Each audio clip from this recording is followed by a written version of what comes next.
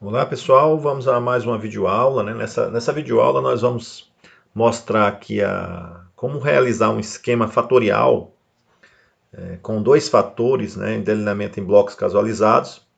E o exemplo que nós vamos estar resolvendo é um exemplo com interação não significativa.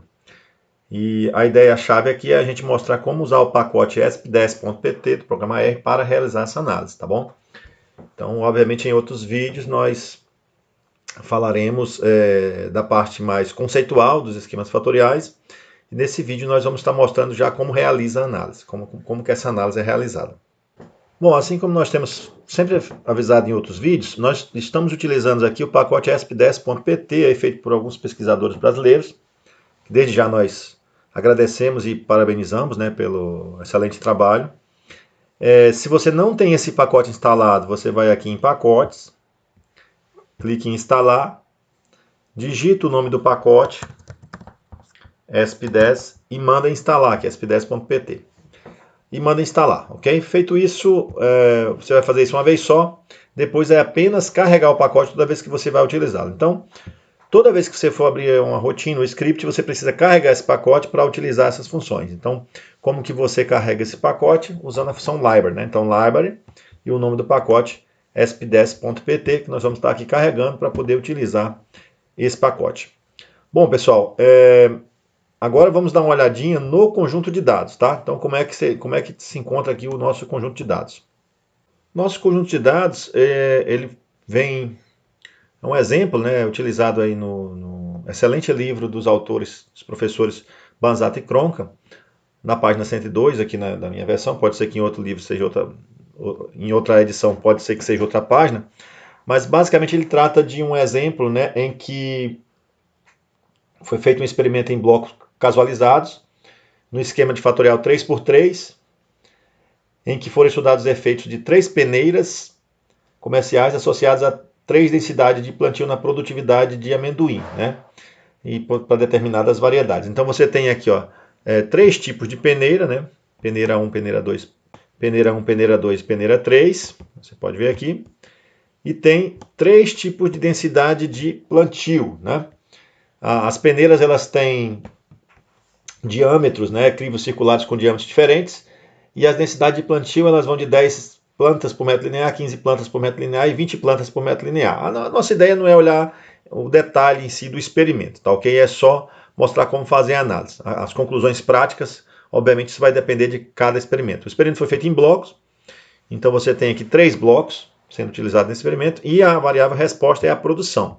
Então, os cuidados com a tabulação são os mesmos. Vocês têm que evitar a palavra espaçada, a palavra com acento. Observe que eu não coloquei acento aqui, ó, e não coloquei nenhuma palavra espaçada. Então, esse é o nosso conjunto de dados que nós vamos estar utilizando nesta análise. Bom, a primeira coisa é importar o conjunto de dados. Eu gosto de ter salvo no Excel e vim aqui na função File, Import Dataset. Então, de onde eu vou buscar esse conjunto de dados? Eu vou buscar de uma planilha de Excel, clico aqui, né? Obviamente, você pode usar outras funções de importação, pode exportar de outros arquivos, de outros formatos. Esse é o que eu estou fazendo aqui nesse momento, né? Vai abrir essa janelinha, você vai em Browse aqui, vai buscar o seu conjunto de dados. Então, meu conjunto de dados está aqui com esse nome, página 102, Banzato.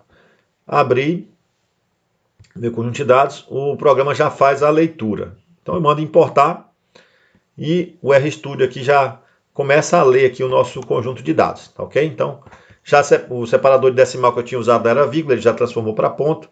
Então, está tudo pronto aqui para você poder fazer a análise usando o ESP10. Então, a primeira coisa que a gente observa é que são dois fatores nesse exemplo, peneira e densidade, né? E também o delineamento é em bloco. Então, é um exemplo de um experimento em DBC, em que nós estamos analisando dois fatores simultaneamente. Bom, antes de fazer qualquer coisa, você usa a função atache no conjunto de dados, então, que o nome é página 102, Banzato.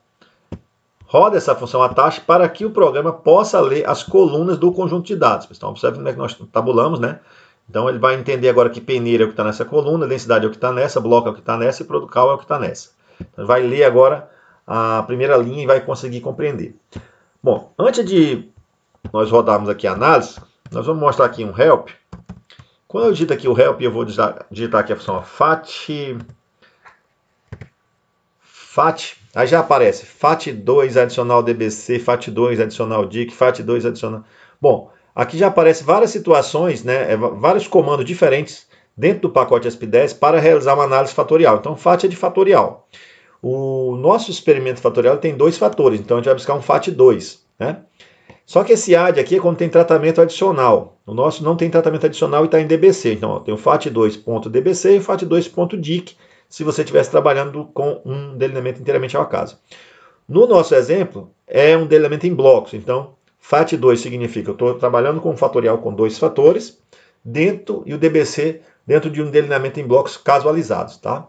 Então, clicou aqui, ó, você pode buscar a ajuda nessa função, e ele já vai explicar aqui para você, ó, que a função FAT2.dbc analisa experimentos em fatorial duplo em delineamento em blocos casualizados balanceado, né, considerando o modelo fixo.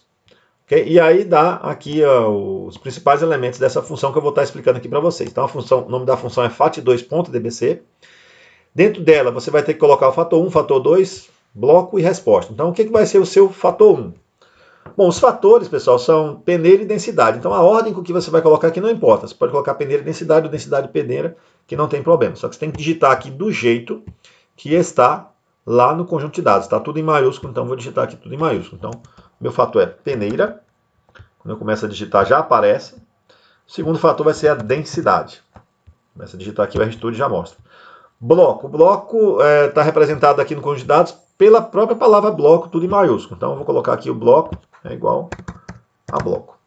Às vezes não aparece desse jeito, né? Pode ser que tenha recebido uma nova nomenclatura. A variável resposta é a produção, que aqui está producal, né? Então, vou colocar do jeito que está aqui. O RStudio já me fornece aqui.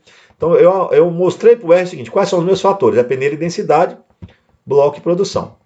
Aqui, os 2 fatores são qualitativos, né? Estou tratando os 2 como qualitativos.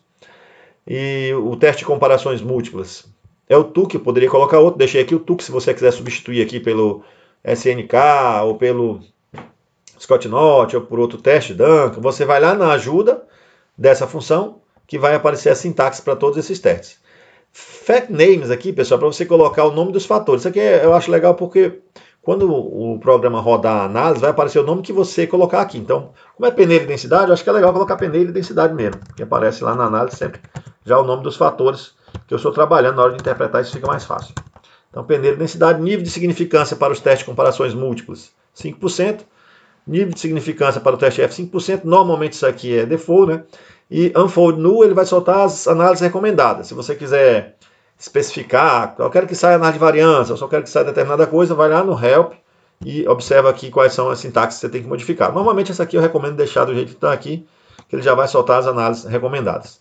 Então, feito isso, ó, você já indicou quais são os fatores, já indicou que era bloco, a variável resposta, aqui é só o teste de médias que você quer utilizar, o nome que você quer que saia na análise, basta rodar. Quando você rodar aqui, então, você já vai ter aqui os resultados.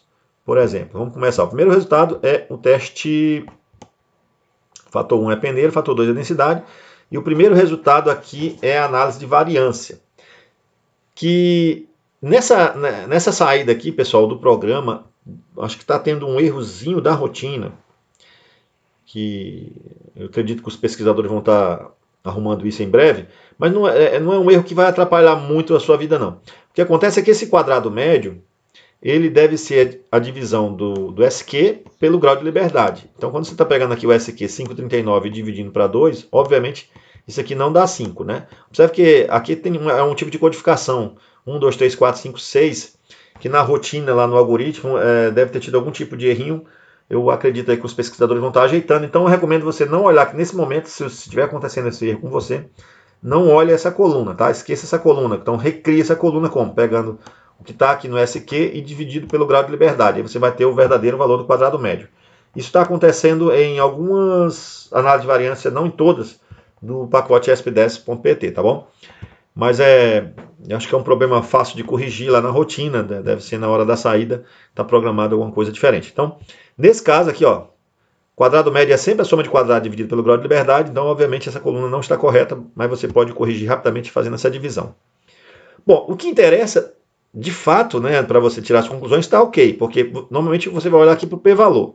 Então esse p-valor aqui, ó, para o bloco deu significativo, indicando que você realmente, o pesquisador realmente deveria ter blocado, mas você não tem interesse em fazer análise para bloco aqui. O seu interesse é analisar o efeito dos tratamentos. E quando você tem um esquema fatorial, o que são os tratamentos?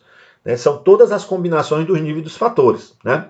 Então são todas as combinações de peneira e densidade. Bom, quando você analisa a peneira individualmente, ou seja, o p-valor deu significativo, indicando que há diferença entre o efeito das peneiras quando eu olho as mesmas isoladamente. Já o p-valor deu alto, aqui acima de 5%, para a densidade, indicando que não há diferença entre o efeito das densidades. E para a interação, o p-valor deu bastante alto, aqui 0,64, indicando que a interação não é significativa, ou seja, que peneira e densidade juntas, né, não fornecem necessariamente um resultado diferente. Então, nessa análise aqui, que é o objetivo do nosso vídeo também, é uma interação não significativa, né?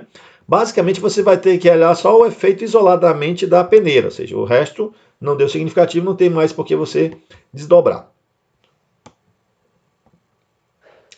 CV de 7,36, o teste de Shapiro para os resíduos não indicou problema com a normalidade. E aqui sai o teste de Tuque para as peneiras, né? Que foi onde a gente observou que havia diferença. Então tem duas peneiras aqui, a peneira 3 e a peneira 2, aqui, ó, que deu resultados estatisticamente iguais. E para a produção. E a peneira 1, ela deu um resultado, deu uma média acima das demais peneiras, né? Então indicando que essa peneira aqui do tipo 1, ela provavelmente teve uma influência positiva aí na produção do amendoim. A densidade, como o teste F já tinha indicado, deu resultado não significativo, então estatisticamente essas médias são iguais, né? O programa solta, mas o teste F já tinha afirmado isso, nem precisava fazer essa parte. Então é bem tranquilo usar essa função também aqui, né? Só lembrando que ela é especificamente para um fatorial com 2 fatores, e nesse caso com o DBC, tá? Se você deseja outros tipos de fatoriais, você tem que olhar a sintaxe que o pacote SP10 fornece, né, dentro dos tutoriais. Então se você quer um fatorial com 3 fatores, até 3 fatores ele faz, tá bom? Então com 3 fatores indique, tem uma sintaxe específica. Com 3 fatores em DBC tem uma sintaxe específica que é basicamente bem similar a essa aqui, muda quase nada, tá bom? Então é isso aí, galera. Eu espero que vocês tenham entendido e até a nossa próxima videoaula.